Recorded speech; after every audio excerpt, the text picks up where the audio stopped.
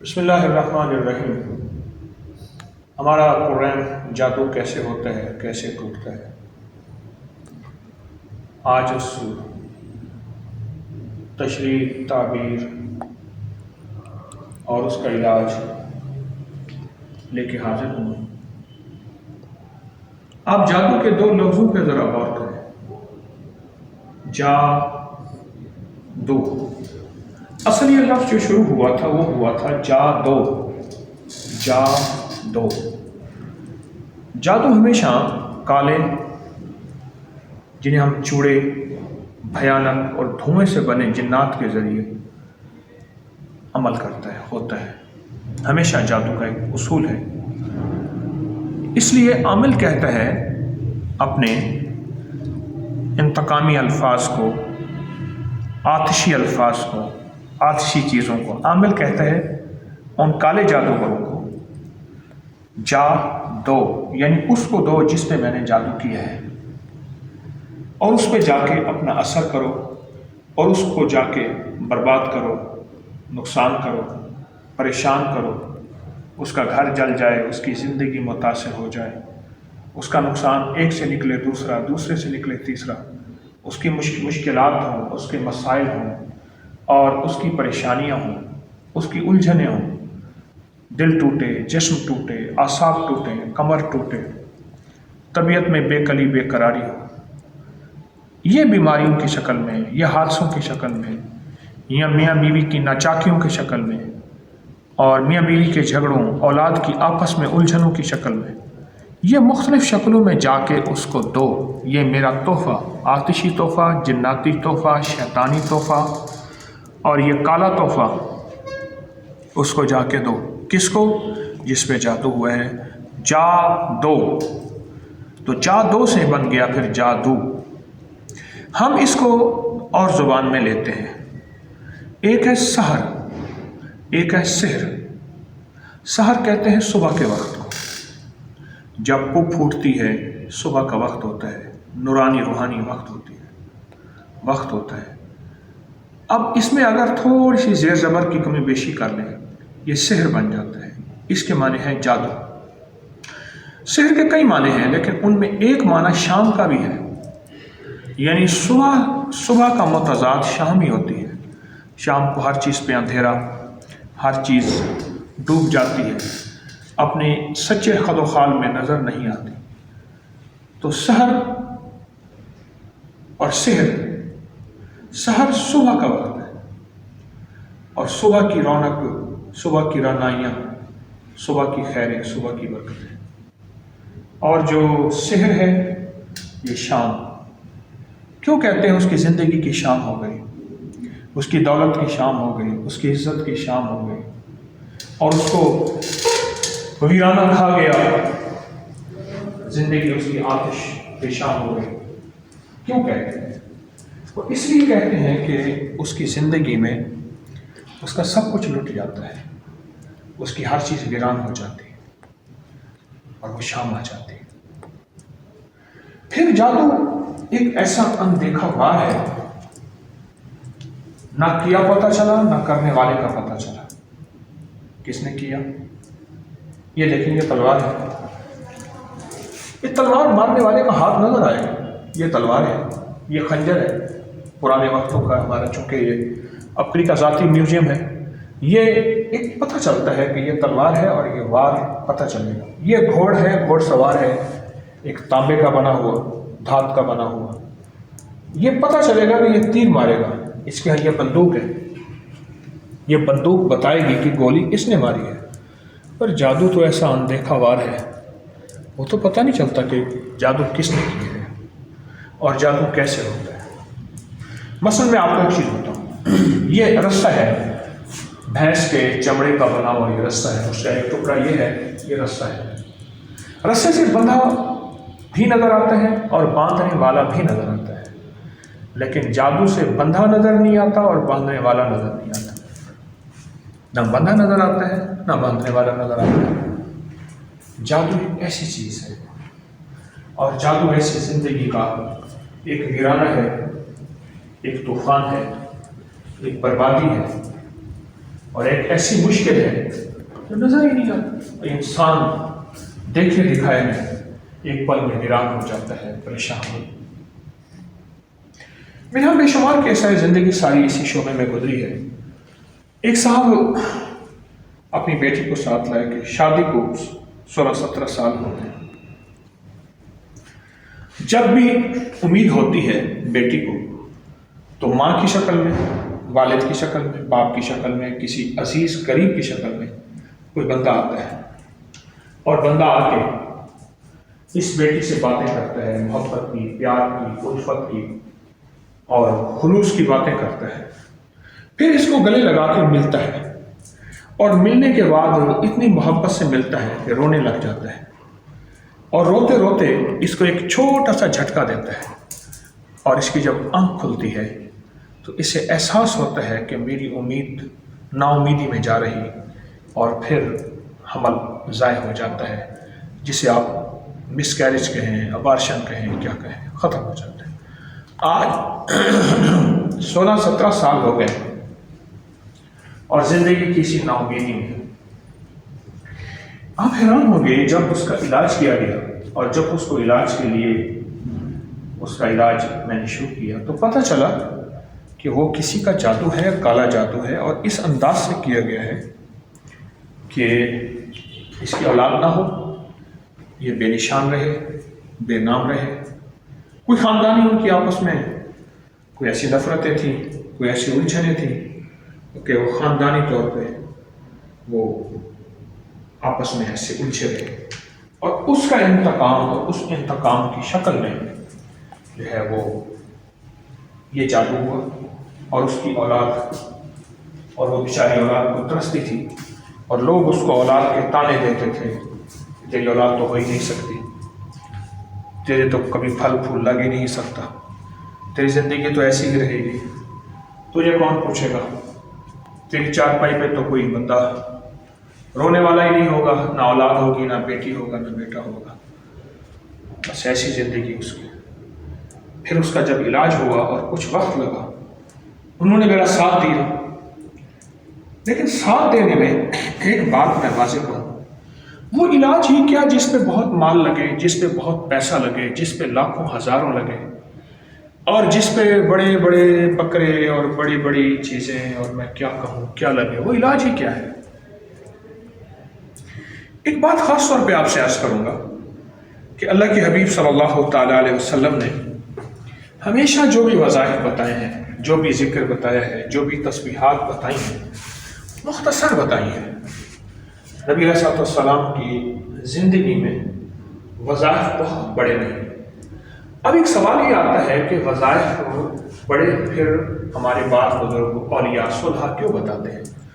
اصل میں نبی علیہ السلام کے آقا کے دور کے ایمان کی سطح صحابہ آل رسول کی وہ تھی جو میرے حضور کی صحبت اور میرے حضور کی نشست اور میرے حضور کا دیدار اور حضور کی بارگاہ میں خود رہنا ایک بہت بڑا وظیفہ تھا، ایک بہت بڑی تصویر تھی، ایک بہت بڑا عمل تھا. حضور پاک صلی اللہ تعالیٰ علیہ وسلم کی بارگاہ میں رہنا ہی خود بہت بڑا وظیفہ تھا. اور اس وظیفے کا ہوتے ہوئے پھر وہ چند کلمات چند بار پڑھتے تھے، اور اس کے بعد ان کو وہ وظیفہ اور کسی اور وظیفے کی ضرورت نہیں ہوتی تھی. اس کے بعد پھر زمانہ ڈھلتا گیا، ایمان میں زوال آتا گیا، اور آہستہ آہستہ پھر وظائف کی تعداد بڑھتی گئی. کیوں؟ ایمان کمزور، جتنا دور نبوی سے دوری ہوتی گئی، ایمان کی کمزوری آتی گئی، اور ایمان میں کمی آتی گئی. میں نے ان کا علاج کیا، میں عرض کر رہا تھا، اور کوئی خرچہ، کوئی زیادہ چیزیں نہیں، اور اللہ کے فضل سے اللہ نے ان کو اولاد دی. لیکن جادو کا کیا وار نظر نہیں آتا. یہ دیکھیں، یہ خنجر اپنی چمک سے بتا رہا ہے کہ میں کتنا خطرناک ہوں. تینوں خنجر اپنی چمک سے بتا رہے ہیں کہ میں کتنا خطرناک ہوں. نہ جادو کی چمک، نہ اس کی تیزی، نہ اس کی دھاریں، اور نہ اس کا سامنے آنا پتہ ہی نہیں ہے. لیکن جادو ہے، اور اپنی پوری طاقت کے ساتھ ہے، اور اپنی پوری قوت کے ساتھ ہے.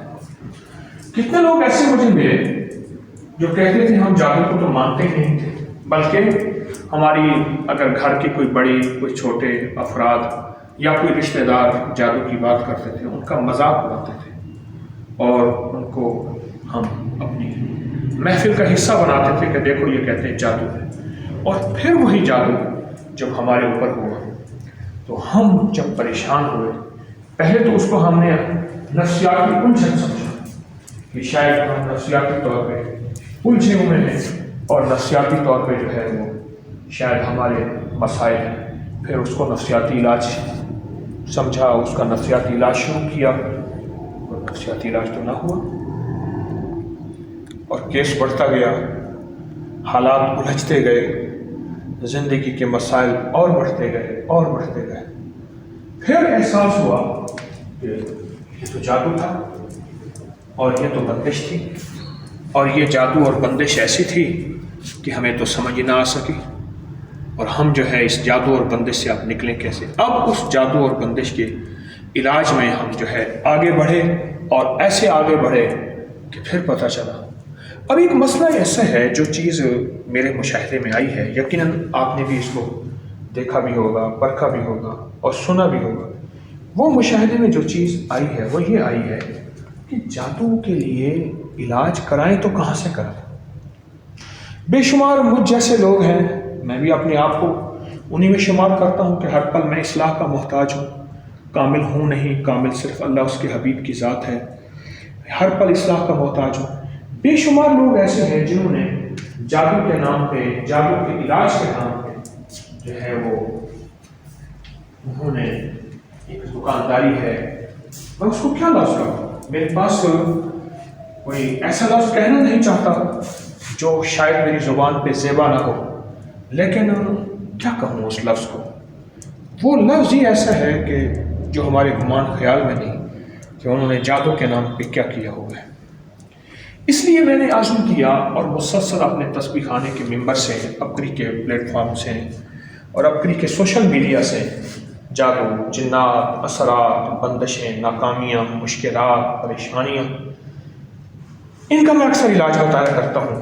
اور کیوں بتاتا ہوں اور بتاتا اس لیے ہوں کہ تاکہ انسانیت کو سچی راہیں ملیں اور سچا علاج ملے اور سچے علاج کی سچی ترتیب ملے، اور پھر علاج بھی ایسا ہو جو قرآن و حدیث کے ساتھ جس کا تعلق ہو، قرآن و سنت کے ساتھ اس کا تعلق ہو۔ علاج ایسا ہو کہ قرآن بھی ہو، حدیث بھی ہو، تاکہ اس وظیفے کے، اس تسبیح کے، اس عمل کے پڑھنے سے اور اس تسبیح، وظیفے اور اس عمل کے پڑھنے سے اعمال بھی ملے، ایمان بھی بچے، نیکی بھی آئے، تسبیح بھی آئے، ذکر بھی آئے، قبر آخرت بھی بنے۔ ایسا نہ ہو کہ وقتی طور پہ دنیا کے کوئی نفع اور فائدے تو ہو جائیں اور آخرت کا کوئی نفع فائدہ نہ ہو اور آخرت کا کوئی عروج اور کمال نہ ہو، وہ مزہ نہ آیا۔ میرے پاس کتنے لوگ آئے، یہ منتر ہے، یہ کر لو، یہ کالی دیوی کا چیز ہے، یہ کر لو۔ پھر مجھے کئی لوگوں نے کر کے بھی دکھایا، آنند فان ہوا۔ میں نے کہا اس کا انجام کیا ہے؟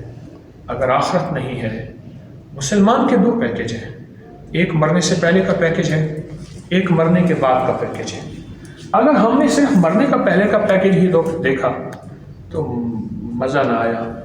ایمان والے یہ نہیں، ایمان والے کے ذمے ایک زندگی ہوتی ہے اور ایمان والا ایک زندگی لے کر چلتا ہے اور اس زندگی کو دن رات دیکھتا ہے کہ ایمان والے کی زندگی کیا ہے۔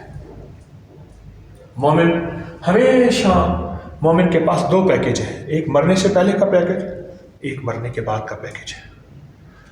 ہمیں جادو کا توڑ کرنا ہے، لیکن یاد رکھیے گا، آخرت کو سامنے رکھ کے، موت کو سامنے رکھ کے، قبر کو سامنے رکھ کے، حشر کو سامنے رکھ کے، اللہ اس کے رسول صلی اللہ تعالیٰ علیہ وسلم کے فرمان کو سامنے رکھ کے، آل رسول کی تعلیمات، اصحاب رسول کی تعلیمات، اولیاء صلحاء کی ترتیب، یہ اگر ہمارے سامنے ہوگی تو ہم زندگی میں کامیاب ہوں گے اور زندگی میں پرآسودہ زندگی گزاریں گے۔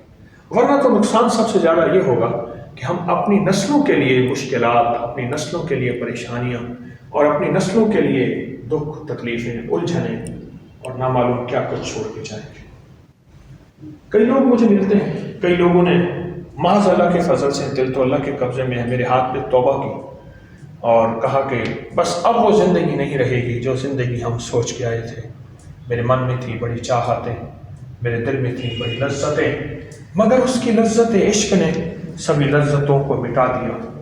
کہنے لگے بس اب وہ زندگی نہیں ہوگی جو زندگی ہم سوچ کے آئے تھے، اور جس زندگی کا ہم نے فیصلہ کیا اب وہ زندگی نہیں ہوگی۔ تو ایسی اچھی بات ہے۔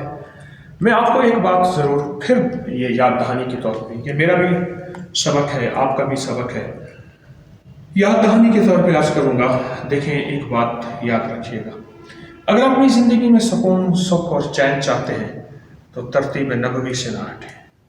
اللہ کے حبیب صلی اللہ تعالیٰ علیہ وسلم نے، میرے آقا نے جو ترتیب دی ہے اس سے نہ ہٹیں۔ جادو کا علاج حدیث میں موجود ہے، قرآن میں موجود ہے، آل رسول نے بتایا، اصحاب رسول نے بتایا، اولیاء صالحہ نے بتایا، اس ترتیب سے نہ ہٹیں۔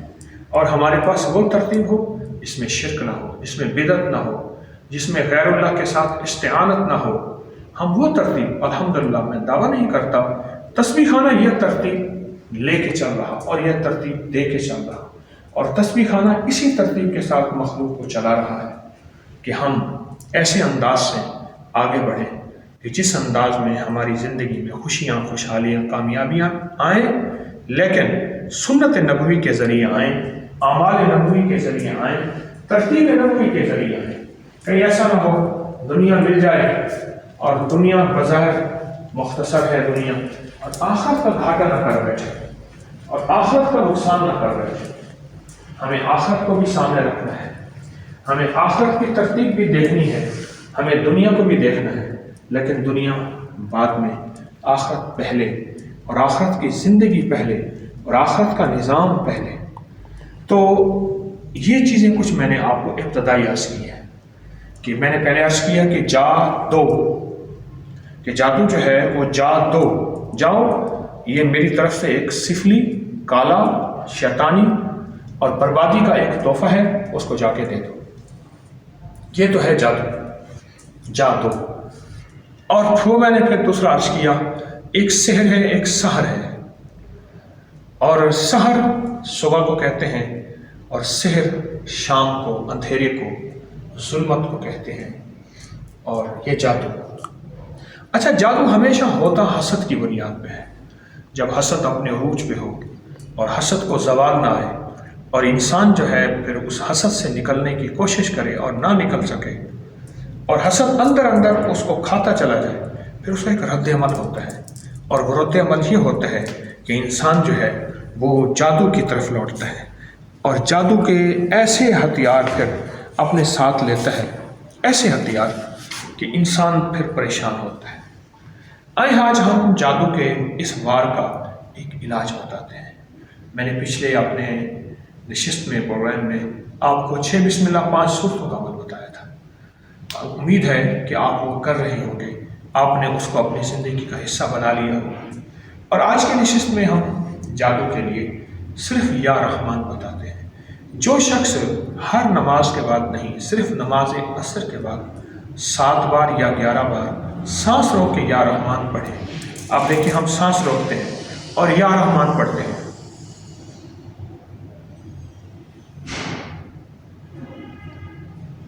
میں نے 11 بار پڑھا، نہ میرا سانس ٹوٹا، نہ مجھے گھٹن محسوس ہوئی، نہ مجھے تکلیف محسوس ہوئی۔ صرف عصر کی نماز کے بعد جو شخص 11 بار یا رحمان پڑھے گا اس کے جادو ٹوٹ جائیں گے۔ اور یہ ہمارے مشاہدے اور تجربے میں ہے کہ جادو ہمیشہ اس کے ٹوٹنے کا عمل صبح کے وقت ہوتا ہے، یعنی صبح کے وقت اس کے ٹوٹنے کا عمل، یا پھر شام کے وقت ہوتا ہے، اور شام سے مراد شام ڈھلنے سے پہلے۔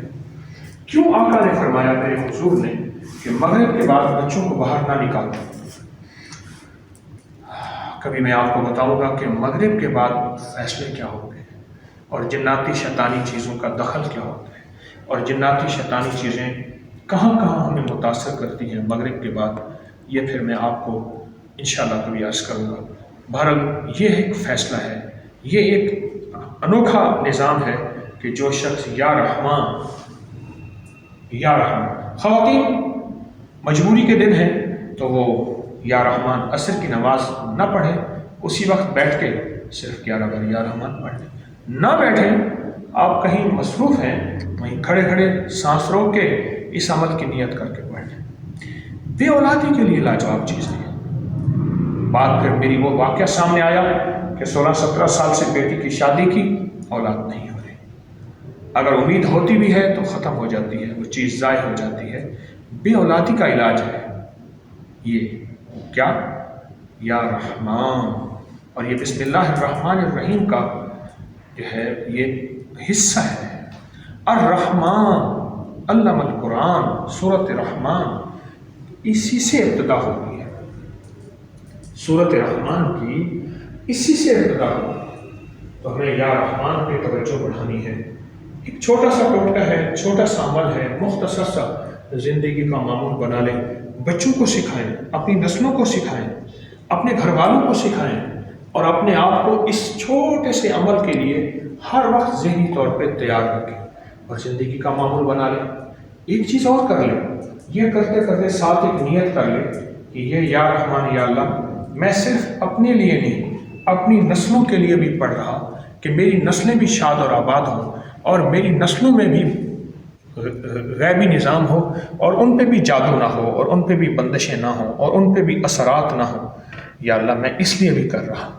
تو انشاءاللہ یہ کریں گے، اللہ پاک کے نام میں برکت بھی ہے، اللہ کے نام میں خیر بھی ہے، اور اس کے علاوہ یا رحمان کے اور بڑے فائدے ہیں۔ اللہ کے نام رحمان کے بڑے فائدے ہیں، بہت زیادہ اس کے رزلٹ ہیں، وہ بہت زیادہ رزلٹ ہیں، وہ ہمارے گمان خیال میں بھی نہیں ہے۔ اللہ پاک کریمی ہے، جب اس کا نام لیتے ہیں اللہ اپنے نام کے سارے فائدے، اللہ اپنے نام کے سارے نفع، اور اللہ پاک اپنے نام کی ساری تاثیر، طاقت اور قوت عطا فرماتے ہیں۔ بڑا کریم ہے میرا آقا، اور بہت اس کا رزلٹ ملتا ہے اور بہت برکتیں ملتی ہیں۔ اللہ پاک جل شانہ ہمیں اپنے نام کی تاثیر بھی عطا فرمائے اور اس کا کامل یقین بھی عطا فرمائے۔ تاثیر اس کو ملتی ہے جس کو کامل یقین ملے، اور جس کو کامل یقین نہ ملے اس کو تاثیر نہیں ملتی۔ اللہ پاک کا نام ادب چاہتا ہے، اللہ پاک جل شانہ کا نام ادب چاہتا ہے، ادب چاہتا ہے، اور ادب سے ہی سب کچھ ملتا ہے۔ جس کو ملا ہے ادب سے ملا ہے، اور جس نے پایا ہے ادب سے پایا ہے، اور جس کو ملا ہے یقین سے ملا ہے، اور جس نے پایا ہے یقین سے پایا ہے۔ یہ یقین اللہ مجھے بھی عطا فرمائے اور آپ کو بھی عطا فرمائے، آمین آمین۔ عمل کریں گے، لوگوں کو بھی بتائیں گے، مخلوق کو بھی نفع پہنچے۔ ہمارا مشن انسانیت کو نفع پہنچانا ہے، وہ جس مذہب سے، جس فرقے سے، جس رنگ سے، جس علاقے سے اور جس نسل سے ان کا تعلق، میرا مطلوب انسانیت کو نفع پہنچانا ہے۔ آئیں انسانیت کے لیے ہم نفع مند بن جائیں اور اپنے وجود سے نکل کے انسانیت کے لیے سوچنا شروع کر دیں۔ یہ تسبیح خانے کا پیغام جو میرا ہے وہ تیرا ہے، جو تیرا ہے وہ سارے عالم کا ہے، ساری انسانیت کا ہے، ساری دنیا کا ہے۔ اللہ پاک ہمارے جذبوں کو سچا کرے اور ہماری طبیعتوں میں انسانیت کے لیے درد پیدا کر دے، آمین۔ بحرمت سید الابرار والمرسلین، برحمتک یا ارحم الراحمین۔ السلام علیکم ورحمۃ اللہ وبرکاتہ۔